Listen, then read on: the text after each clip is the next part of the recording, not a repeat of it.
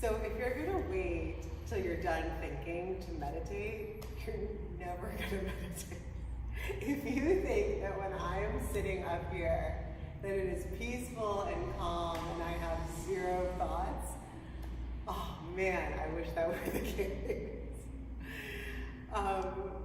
You're not gonna stop thinking. Like meditation and practicing mindfulness meditation does not mean that there are zero thoughts. On a good day, there will be space between the thoughts. And I remember when this first happened to me, actually, I was like, what's wrong? The peace was so unsettling, I was sure that something terrible was happening to me.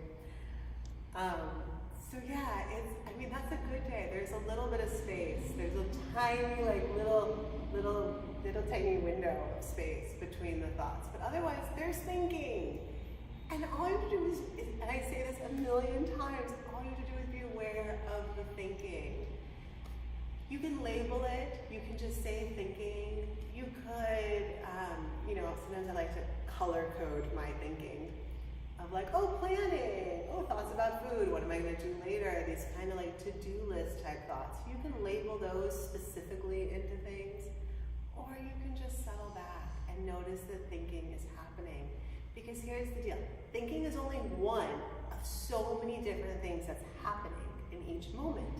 But we are conditioned, we are programmed to pay attention to the thinking, to engage with our thinking, that the thinking is actually the interesting thing that's happening. Because our stories are pretty interesting, especially if you're like me and you like to read and also watch movies and you're kind of story-based.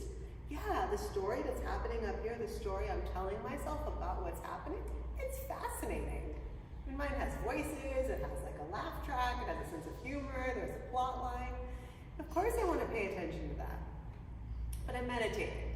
So I'm not going to pay attention to that. I'm going to notice that that's happening, and then I'm going to be like, what else is happening?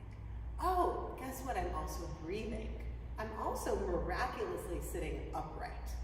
I'm also having all different types of sensations in my body. I'm also noticing the temperature outside. There's so many other things I'm noticing that are also in my awareness.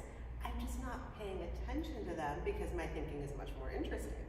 So that's just the shift. The shift is not the thinking, what's happening in the body, what's happening around me, or what's actually happening now.